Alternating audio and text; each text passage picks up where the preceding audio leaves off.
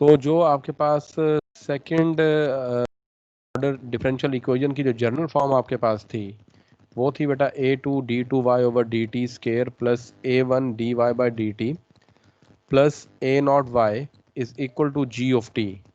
तो ये g of t जो बेटा आपके पास है, इसको हम इनपुट भी कहते हैं, इसको हम ड्राइविंग फोर्स भी कहते हैं, और इसको हम फोर्सिंग फंक्शन भी कहते हैं।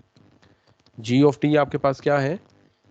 ये g ऑफ t को बेटा ये तीन नाम आप दे सकते हैं। ये आपके पास है g ऑफ t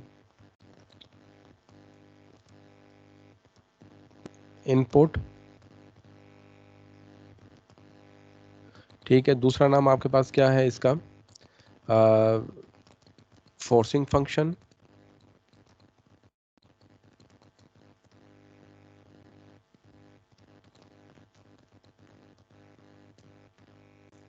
और तीसरा बेटा आपके पास है driving force.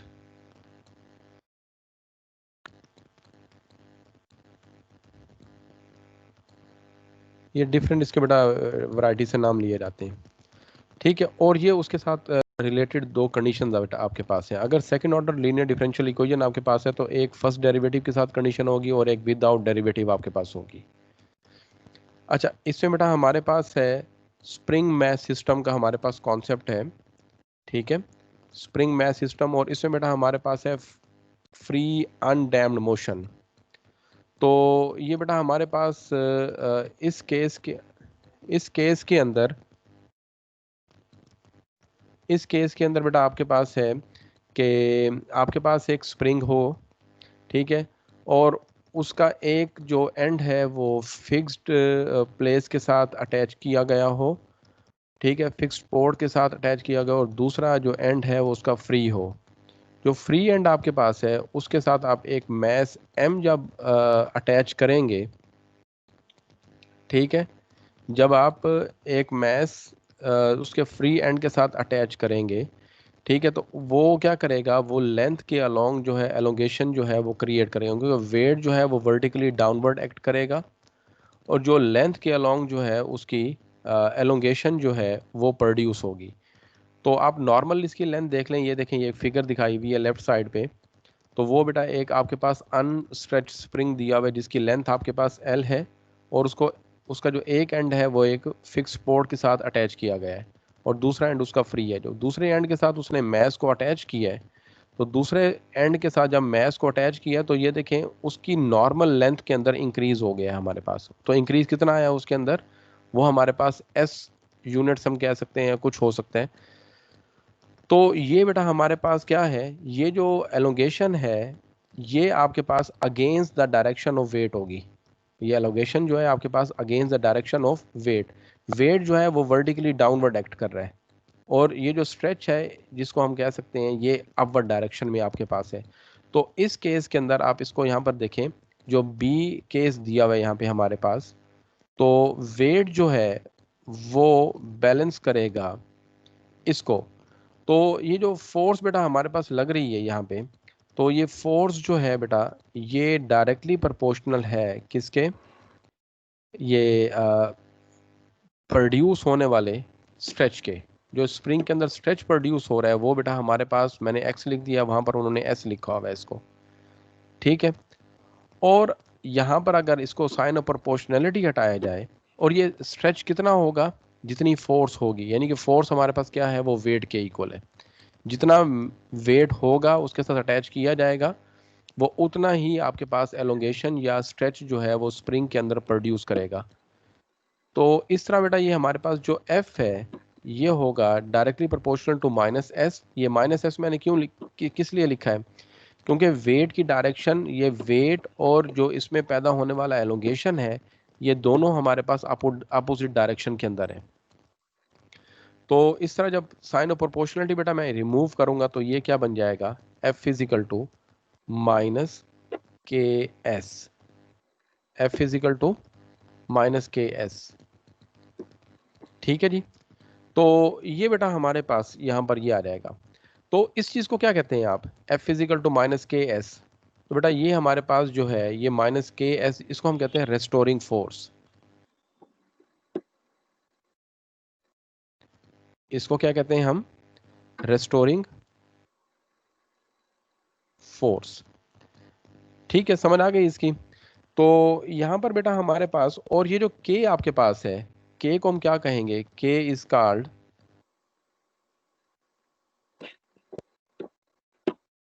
The spring constant.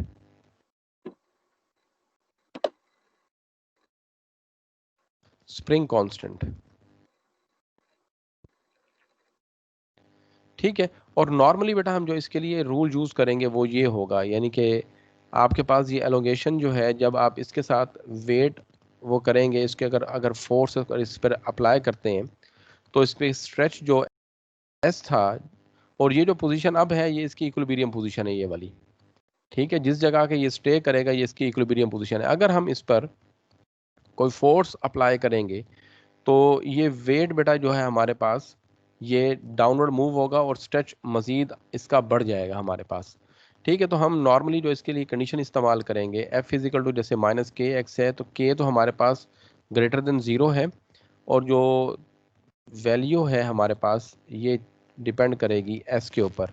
तो स्ट्रेच आपके पास ज़्यादा भी हो सकता है, कम भी हो सकता है। जैसे आपने सिंपल हार्मोनिक मोशन के अंदर पढ़ा हुआ है कि body moving away from the mean position, वो टू एंड फ्रो मोशन हमारे पास होती है। तो कभी डिस्प्लेसमेंट ज़्यादा होता है, कभी डिस्प्लेसमेंट हमारे पास क्या होता है, वो कम होता है। तो ये बेटा हमारे पास। अच्छा, उसके बाद बेटा हमारे पास है कि इसमें हमारे पास, अच्छा इस लॉ का नाम क्या है हमारे पास, इसको हम कहते हैं हुक्स लॉ। ये बेटा आप लोगों ने पढ़ा हुआ है, this is called Hooke's law. ठीक है।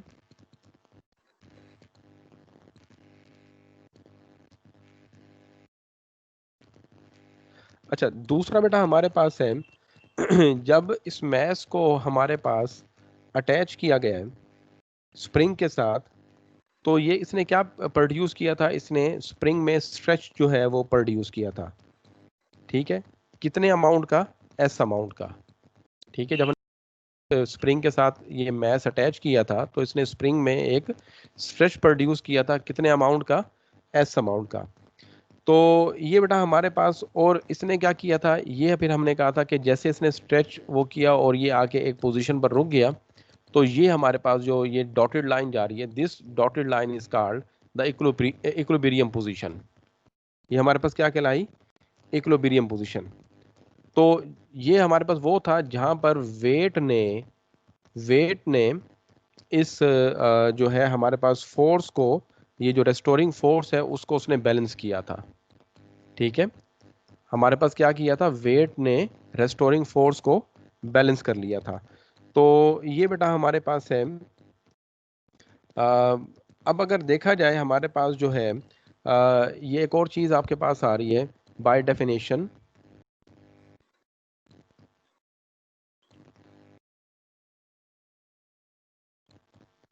बाय डेफिनेशन आपके पास जो है W बराबर किसके होता है, W is equal to mg। ठीक है, और ये यहाँ पर बेटा जो m है, हम हमारे पास जो सिस्टम ऑफ मेजरिंग यूनिट्स जो हैं वो बेटा हमारे पास हैं, SI सिस्टम भी है, सिस्टम इंजीनियरिंग भी है आपके पास, MKI सिस्टम भी है आपके पास। तो इसमें आप वैरायटी ऑफ क्वेश्चंस आपके पास आएंगे जिनके अंदर डिफरेंट डिफरेंट टाइप के जो यूनिट्स हैं वो यूज़ किए जाएंगे। तो यहाँ पर M जो है ये मैस को रिप्रेजेंट कर रहा है, और मैस जो है उसको मैयर किया जाएगा, इज मैयर्ड इन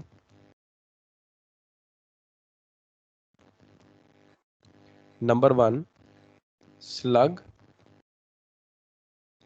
ठीक है, number one slug, number two आपके पास जो है ये किलोग्राम।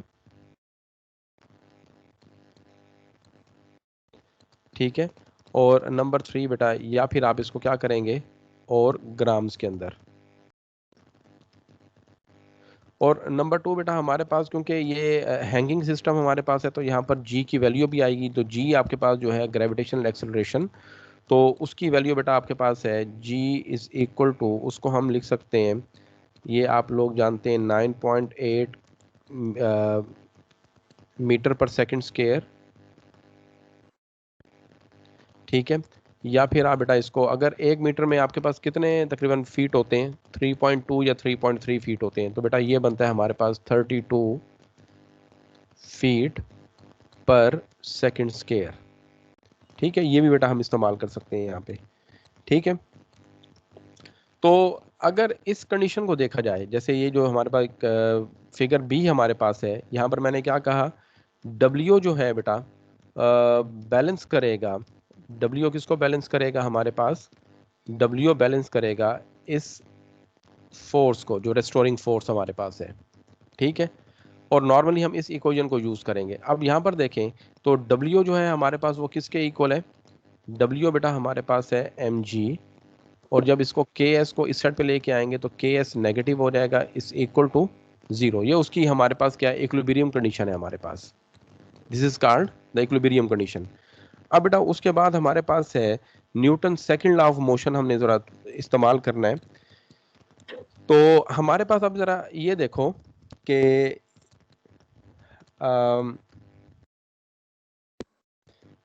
फिगर 3 के अंदर हमारे पास ये शो, हमने ये अज्यूम करना है कि there is no restoring force acting on the system, क्योंकि ये हमारे पास जो सिस्टम था वो फ्री अनडैम्ड मोशन है हमारे पास, यानी कि there is no external force applying on the system. तो हमने सपोज करना है ये कि assuming that there is no retarding force acting on the system. Retarding मतलब क्या है कि वो इसकी मोशन को रिड्यूस नहीं कर सकती। अब जैसे आपने ये वेट इसके साथ आपने अटैच किया है, तो ये टू एंड फ्रो मोशन जो है ये इसने करना शुरू कर दी है। आपने कोई फोर्स अप्लाई ये नहीं कर रहे कि इसको आप स्ट्रेच नहीं कर रहे, खुद फोर्स इस पर नहीं लगा रहे। ये जो बॉडी है हमारे पास, जैसे इसको आपने अटैच किया तो spring to and fro motion उसने शुरू कर दी है। ठीक है, तो और दूसरा हमारे पास ये है, तो हमने इसको ये कहा, ये जो आपने लिखा हुआ है, ये क्या लिखा हुआ है? कौन सा, कौन सा, इसको लिखा हुआ है 1 m is measured in M is measured in, number 1 slug है बेटा, इसके भी यूनिट्स में आपको बता दूंगा। Slug SLUG। दूसरा हम इसको मेजर कर सकते हैं किलोग्राम या फिर ग्राम्स के अंदर। ठीक है, एक तो मैंने आपको ये कहा कि ये जो सिस्टम हमारे पास है, इसमें एक तो ये फ्री है, इसमें कोई रिटार्डिंग फोर्स नहीं है, और नंबर 2 पे बेटा ये हमारे पास जो है, और ये भी हम अज्यूम करेंगे मैस जो है वो वाइब्रेट कर रहा है free from all other external forces. ठीक है, ये चीज़ हमने अज्यूम करनी है इसके अंदर। ठीक है, अजम्पशन हमारे पास क्या है, अजम्पशंस हमारे पास हैं,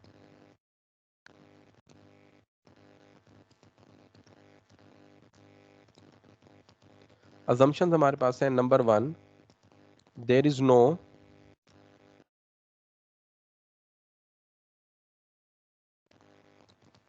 external, sorry there is no restoring force,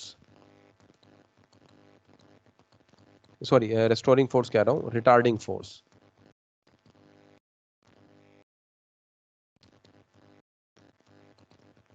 retarding force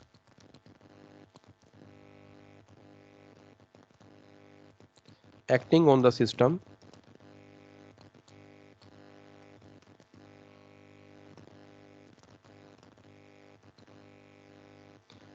तो यहाँ पर रिटार्डिंग फोर्स से मुराद क्या होगा, जैसे फ्रिक्शनल फोर्स होती है आपके पास, या अगर वो आप देखें एयर रेजिस्टेंस आपके पास होती है, तो ये रिटार्डिंग फोर्स है जो किसी भी बॉडी की मोशन को रिड्यूस करते हैं। ठीक है, नंबर 2, और नंबर 2 पे बेटा आपने ये अज्यूम करना है कि mass vibrate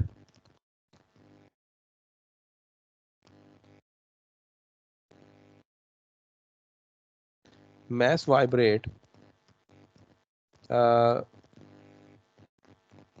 free, sorry, from all other external force, external forces। ठीक है, कोई एक्सटर्नल फोर्स जो है बेटा वो भी अप्लाई नहीं होगी। अब जरा ये डायग्राम जो सी बेटा दी हुई है, जैसे मैंने आपको कहा कि जैसे हमने इस मैस को इसके साथ हमने हैंग किया तो ये टू एंड फ्रो मोशन जो है बेटा इसने मूव करना शुरू कर दी।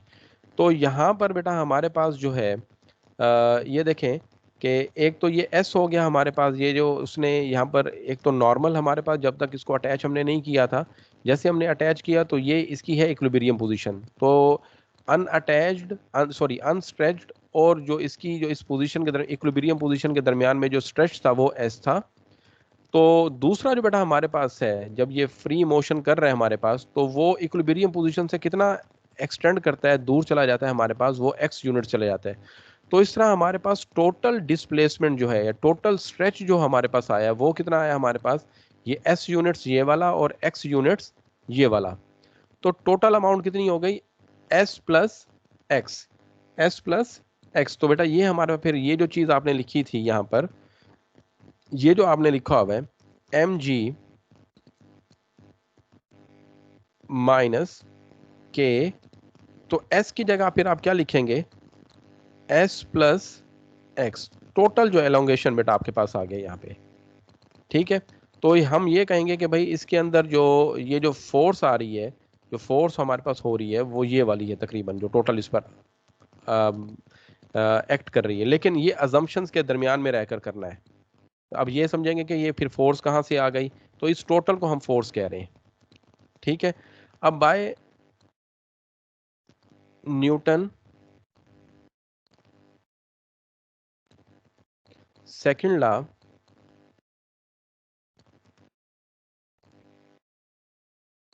ठीक है, बाय न्यूटन सेकंड लॉ। तो बेटा ये फिर हमारे पास जो है वो क्या होता है हमारे पास, एफ फिजिकल टू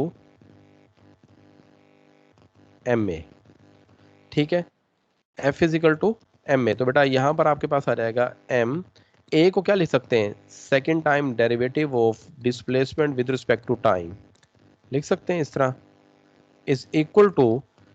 तो बेटा ये जो एफ आपके पास है, एफ हमारे पास किसके इक्वल है ऊपर, वो है हमारे पास M G minus K into S plus X. तो ये बेटा आपके पास आ जाएगा, this implies that M D square x over D T square is equal to M G minus K S minus के एक्स, ये बेटा आपके पास आ जाएगा। अब जरा इसको तरतीब लगाएं तो ये बेटा हमारा बनता है M D square x over D T square is equal to M G minus K S, ठीक है, माइनस के एक्स। अगर आप यहाँ पर देखें तो ये मैस ने किसको, रेस्टोरिंग फोर्स को उसने बैलेंस किया था, तो M G minus K S किसके इक्वल हो गया था हमारे पास, जीरो के इक्वल हो गया था। तो बेटा यहाँ पर इसकी जगह आप क्या सब्स्टिट्यूट कर दें, ये जीरो सब्स्टिट्यूट कर दें, ये पार्ट जो है ये क्या हो जाएगा, ये जीरो हो जाएगा, ठीक है, क्योंकि इक्विलिब्रियम पोजीशन पे हमारे पास। तो रिमेनिंग जो हमारे पास चीज रह जाएगी वो आ जाएगा आपके पास M D square x over D T square is equal to minus के एक्स। तो बेटा ये आपके पास वो चीज आ गई यहाँ पर, ठीक है। अब यहाँ पर आप इसको इस तरह करें कि ये आ जाएगा D square x over D T square, M से डिवाइड कर दें तो ये आ जाएगा माइनस के ओवर एम इंटू एक्स, ठीक है। और आपको पता है कि ये स्प्रिंग मैथ सिस्टम के अंदर के ओवर एम जो है ये किसके इक्वल होता है हमारे पास, ओमेगा स्केयर के, ठीक है। तो इसको बेटा लिखेंगे आप D square x over D T square is equal to minus omega square X. तो दिस इम्प्लाइज दैट ये बेटा आपके पास आ जाएगा D square x over D T square plus omega square X is equal to zero. तो आप इसको डिफरेंशियल फॉर्म में ले आए हैं यहाँ पे, तो इसकी ऑपरेटर फॉर्म लिख सकते हैं, ये आ जाएगा D square plus omega square into x. हम इसकी जो है इक्वेशन ऑफ मोशन जो है वो फाइंड करना चाहते हैं कि इक्वेशन ऑफ मोशन आपके पास क्या है इसकी। तो ये बेटा आपके पास आ जाएगा कैरेक्टरिस्टिक पार्ट इसका क्या है,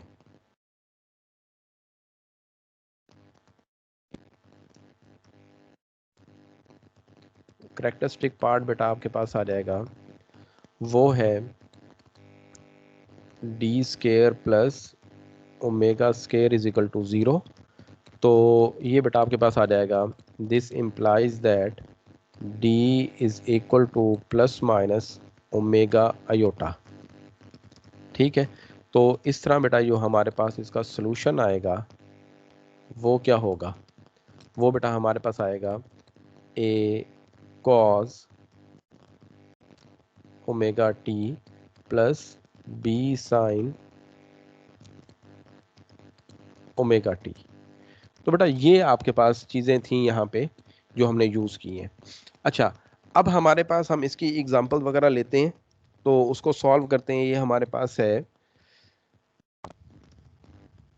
सर बात इसमें, सर इसमें से शॉर्ट हो सकता है ना सवाल ये, शॉर्ट क्या मतलब? जैसे सर आपने प्रूव कराया, जैसे सर नहीं नहीं, सर हमें प्रूफ तो बेटा सीखा मैंने नहीं, प्रूफ तो बेटा मैंने अपनी उसके लिए करवाया ना।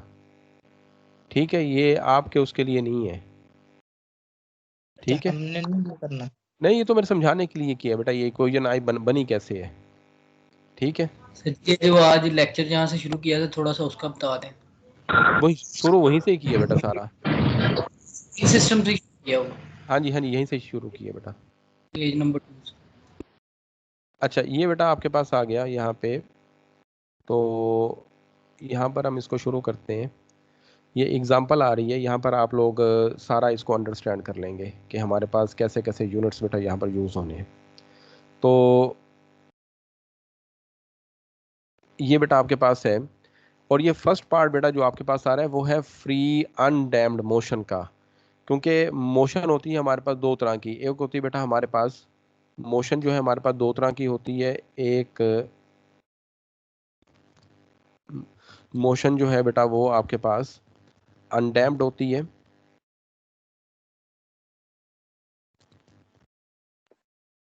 ठीक है, और दूसरी बेटा आपके पास क्या है, वो है आपके पास डैम्ड।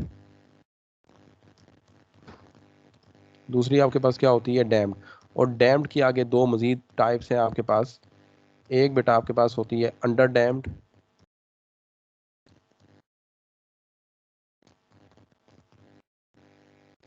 और बेटा एक आपके पास होती है over damped.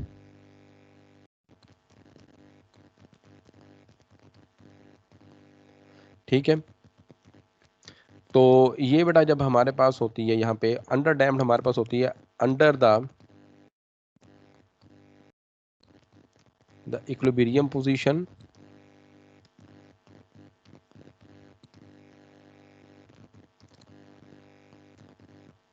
Under the equilibrium position. ये स्टार्ट कहाँ से होती है, और वो हमारे पास क्या होती है, ओवर द इक्विलिब्रियम पोजीशन। ये हमारे पास कहाँ से होती है, ओवर द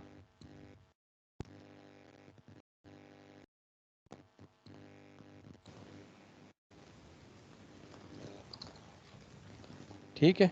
ये बेटा आपके पास अभी सारी चीज़ें आएंगी।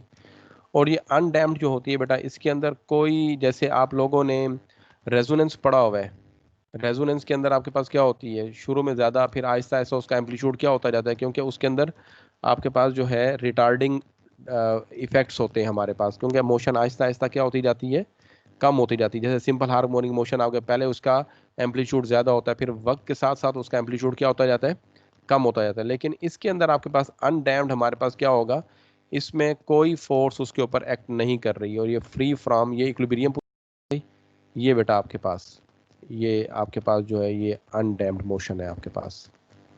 ठीक है, ये जो लाइन मिडल में से जा रही है बेटा, ये हमारे पास इक्विलिब्रियम पोजीशन है जी। अब जरा यहां पर देखते हैं, यहां पर उसने जो गिवन डाटा है आपके पास, गिवन डाटा, तो बेटा इसमें हमारे पास क्या आ रहा है, वेट 2 पाउंड।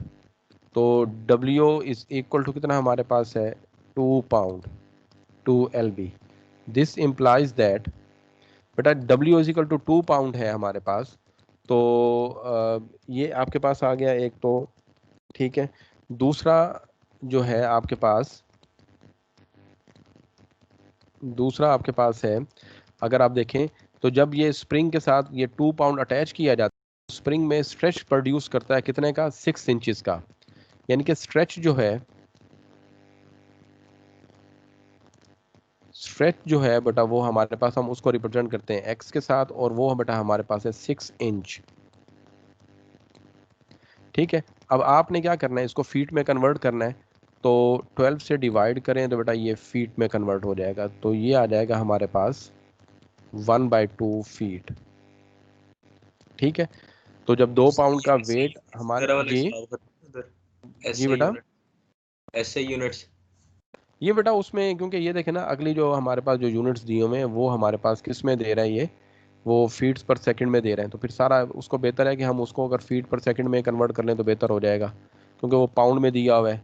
ठीक है ना, तो फिर उस पाउंड को भी कन्वर्ट करना पड़ेगा हमें। तो ठीक। उसके बाद बेटा हमारे पास है, ये तमाम आपको सारी यहाँ पर आ जाएंगे। अच्छा, उसके बाद हमारे पास ये स्ट्रेच आ गया। तो उसके बाद बेटा हमारे पास आगे देखें तो कहते हैं the mass is release from a point 8 inches below the equilibrium position.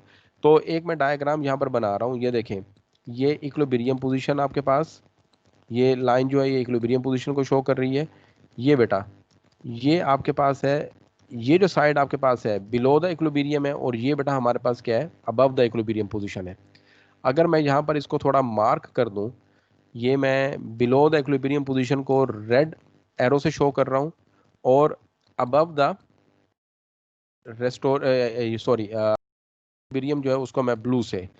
अगर मैं इसको 90 डिग्री एंटी क्लॉकवाइज अगर मूव करवाऊं, तो बेटा ये जो लाइन है जो अभी बनी हुई थी यहाँ पे, वो क्या इस तरह की शेप इख्तियार कर लेगी। जो रेड रेड एरो है बेटा वो आपके पास राइट साइड पे आ जाएगा, और जो ब्लू एरो है वो किस साइड पे आ जाएगा, लेफ्ट साइड पे। तो जो बिलो द एक्स एक्सिस जब भी आएगा तो ये पॉजिटिव आता है आपके पास। जो displacement below the x axis आएगा वो हमेशा क्या आएगा, पॉजिटिव। अगर अबव द एक्स ये सॉरी बिलो द इक्विलिब्रियम आएगा वो पॉजिटिव, और अब ये जो है अबव द इक्विलिब्रियम तो वो हमेशा नेगेटिव। ये ज़हन में रखिएगा, समझ आ गई है। अगर बिलो द इक्विलिब्रियम अगर वो करेगा तो वो पॉजिटिव, अगर अबव द इक्विलिब्रियम करेगा उसका डिस्प्लेसमेंट तो वो नेगेटिव होगा हमारे पास। ये जरा ज़हन में रखिएगा आप लोग।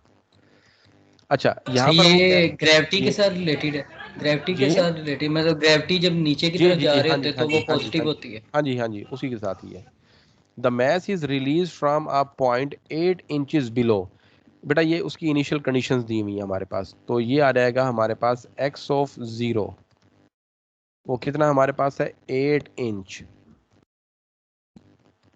तो बेटा इसको जब आप कन्वर्ट करेंगे तो 8/12 तो बेटा ये फीट में कन्वर्ट हो जाएगा, और ये आ जाएगा 2/3 फीट। ठीक है, उसके बाद बेटा हमारे पास below the equilibrium position with an upward velocity. तो वेलोसिटी जब आएगा तो फिर बेटा उसको हम लिखेंगे एक्स प्राइम ऑफ 0। और ये अब आपके पास कह रहा है अपवर्ड वेलोसिटी, जब बॉडी ऊपर की तरफ मूव करती है तो उसकी वेलोसिटी ज्यादा तो होती है या कम नेगेटिव। होती है, वो कम होती है। तो बेटा इसलिए नेगेटिव साइन के साथ उसकी जो वेलोसिटी है रिड्यूस होती है, तो वो आ जाएगा बेटा 4/3 फीट पर सेकेंड। ठीक है, ये बेटा आपके पास।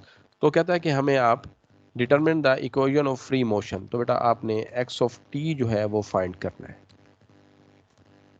ठीक है, अब आपके पास जो है सोल्यूशन है आपके पास, वो आपके पास क्या है, वी नो दैट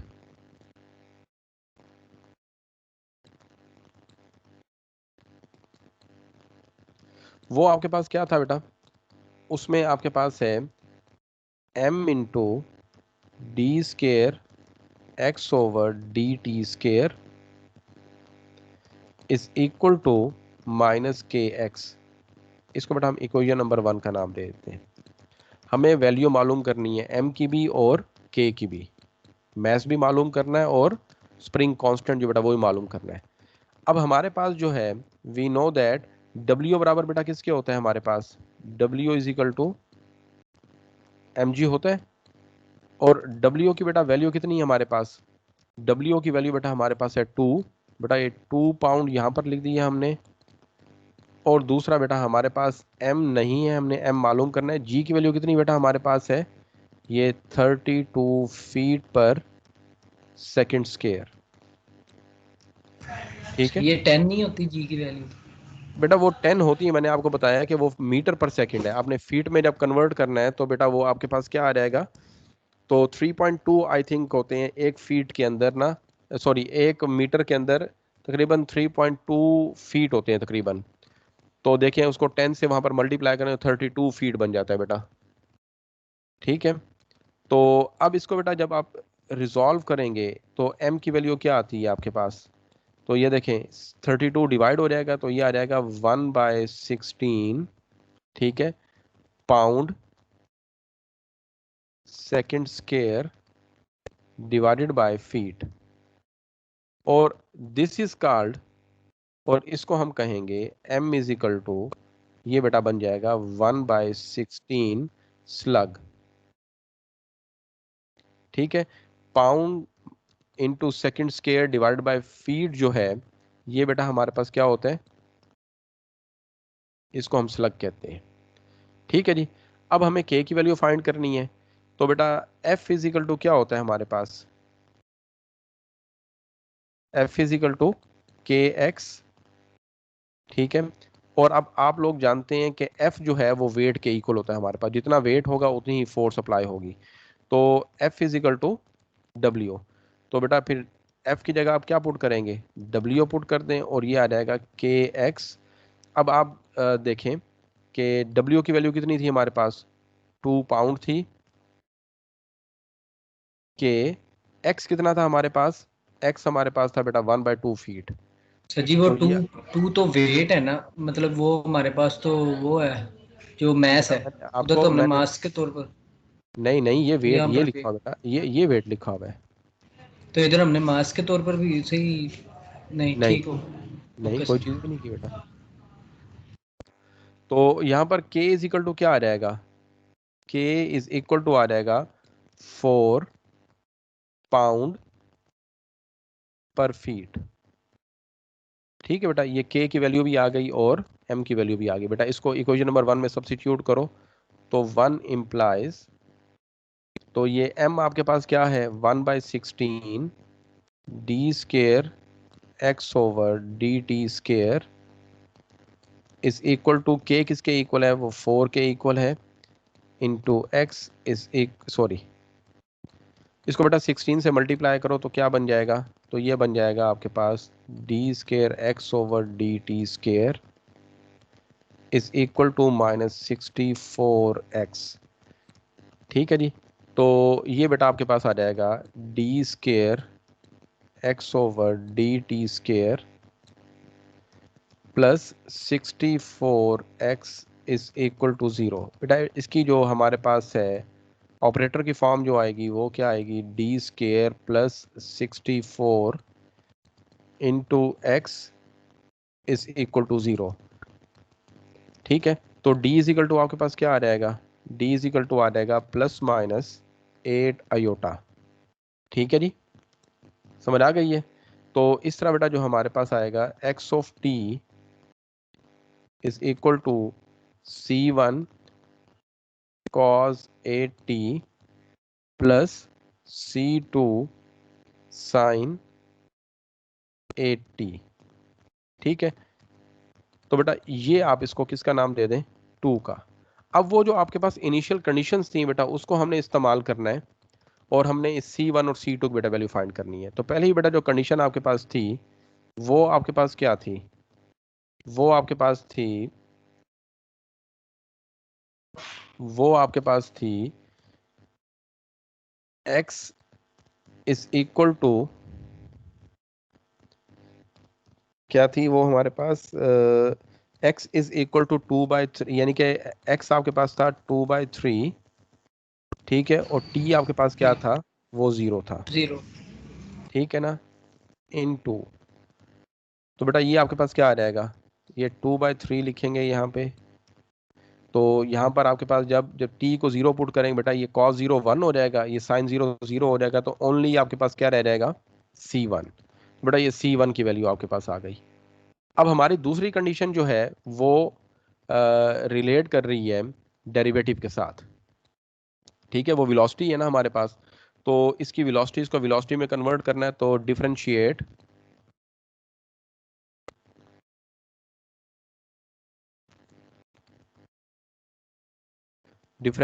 टू को बेटा डिफरेंशिएट कर दें आप। तो जब टू को डिफरेंशिएट करेंगे तो बेटा ये आपके पास आ जाएगा x prime of t is equal to -8 C1 sine 8t plus 8 C2 cos 8t। ठीक है, तो बेटा ये आपके पास आ जाएगा। अब एक्स प्राइम ऑफ टी जो बेटा आपके पास वो क्या है, अब वहां पुट करते हैं, कंडीशन हमारे पास क्या है, वो बेटा हमारे पास है x prime is equal to -4/3 और टी क्या था हमारे पास, वो 0 था। तो बेटा ये आपके पास, इसको नाम किसका दे दो, 3 का, इन 3। जी बेटा, तो ये आपके पास क्या आ जाएगा, ये आ जाएगा -4/3 इज इक्वल टू, जब बेटा टी को 0 सब्सिट्यूट करोगे फर्स्ट वाली टर्म 0 हो जाएगी, सेकंड वाली आपके पास क्या आ जाएगी 8C2। दिस इम्प्लाइज दैट, यहाँ से इसको कैंसिल कर देते हैं, तो ये 4 1s आर और ये 4 2s आर आपके पास। ठीक है, तो यहाँ से आपके पास क्या आ गया, C2 की वैल्यू क्या आ गई, C2 की वैल्यू आ गई -1/6। तो इस तरह बेटा हमारे पास जो इक्वेशन 2 जो है वो ये आ जाएगी, हेंस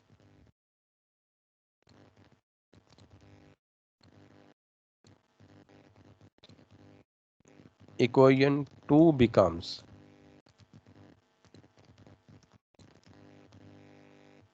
वो बेटा आपके पास क्या आ जाएगी, वो है आपके पास x ऑफ t, C1 किसके इक्वल है आपके पास 2/3, ठीक है, a cos 8t, C2 किसके इक्वल है -1/6 sin 8t। तो बेटा ये आपके पास आंसर आ जाएगा इसका। अच्छा, ये जो हमारे पास इक्वेशन ऑफ मोशन है बेटा हमारे पास, इसमें ये अभी फिलहाल एग्जैक्ट नहीं है इस तरह की कि हमारे पास जो है ये उसकी, ना तो ये हमें बता रहा है कि उसका फेज़ क्या है, ये जो मोशन का फेज़ होते हैं ना हमारे पास, 4 क्वाड्रेंट आप लोग बनाते हैं, तो इसके 4 फेजेस बनते हैं, ठीक है ना, ये आप लोग यहाँ पर बनाते हैं ये। तो ये बेटा फर्स्ट क्वाड था, ये सेकंड था, ये थर्ड था और ये फोर्थ। यहाँ पर आपके पास क्या है, ये 90 डिग्री, यहाँ पर आपके पास क्या है 180 डिग्री, और यहाँ पर आपके पास क्या है 270, और ये बेटा 360। अगर आपके पास है यह, यहाँ पर तो है बेटा वो phi is equal to theta होता है हमारे पास, तो फाई जो है वो फेज को शो करता है यहाँ पे, ठीक है। यहाँ पर फाई जो होगा वो क्या होगा 180 डिग्री माइनस थीटा, और यहाँ पर फाई आपके पास क्या होता है 180 डिग्री प्लस थीटा, और यहाँ पर आपके पास फाई किसके इक्वल होता है, वो आता है आपके पास 360 डिग्री माइनस थीटा। तो बेटा ये फेज आपके पास एक तो ये बताएगा कि इसका फेज कौन सा है। यार ये लाइट एंगल्स है वही वाला। ये अलाइड एंगल सारे बेटा बन जाते हैं यहाँ पे।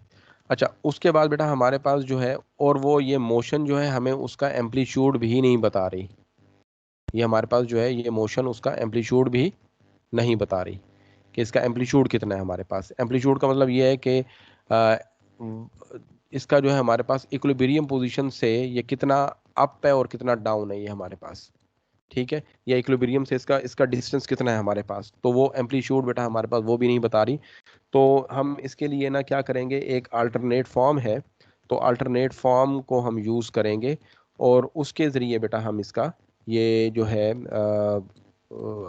फॉर्म निकालेंगे, और वो एग्जैक्ट है इसी की रिप्रेजेंटेशन जो हमने आंसर निकाला हुआ है, ठीक है, जो हमने आंसर निकाला है वो इसी की ही रिप्रेजेंटेशन हमारे पास है, लेकिन एक थोड़ा सा और शेप ले लेता है, यानी कि उसकी जो जर्नल फॉर्म्स हमारे पास हैं वो आपके पास हम ले लेते हैं कि वो है x is equal to a sine omega T plus phi, यहाँ फाई जो है फेज एंगल है, a जो है हमारे पास क्या है उसका एम्पलीट्यूड है, और ओमेगा जो है ये उसकी क्या कह सकते हैं कि एंगुलर वेलोसिटी उसकी हमारे पास है, ठीक है। और इसी तरह हमारे पास जो है x इज इक्वल टू, हम ये भी ले सकते हैं a cos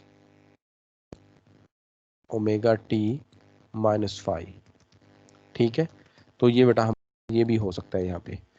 ये दोनों जो मोशंस हैं एग्जैक्ट उसी को ही जो हमने ऊपर लिखी थी c1 cos omega T plus c2 sin omega T, तो बेटा उसी के इक्वल ही है हमारे पास। तो ये नेक्स्ट मैं लेक्चर में आपको इसकी अल्टरनेट फॉर्म और इसका वो तमाम बताऊंगा, तो फिर हम उसका सोल्यूशन वगैरह जो बेटा वो फाइंड कर लेंगे, ठीक है जी। सही, ये कौन सी एक्सरसाइज है? ये बेटा 3.8 है। अभी आप मैंने इसकी एक एग्जांपल करवाई है, उसके बाद जितना भी होगा वो फिर मैं आपको और करवाऊंगा इसके, ठीक है। सर जी वो अपने 3.6 भी उस दिन करवा रहे थे, तो उसके क्वेश्चंस बता दें कितने करने हैं 3.6 के। उसके बेटा आपके पास हैं क्वेश्चंस,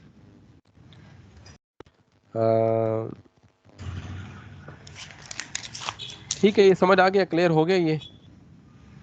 यस सर। चलें Yes, sir. इसको मैं इसकी रिकॉर्डिंग कर देता हूँ स्टॉप।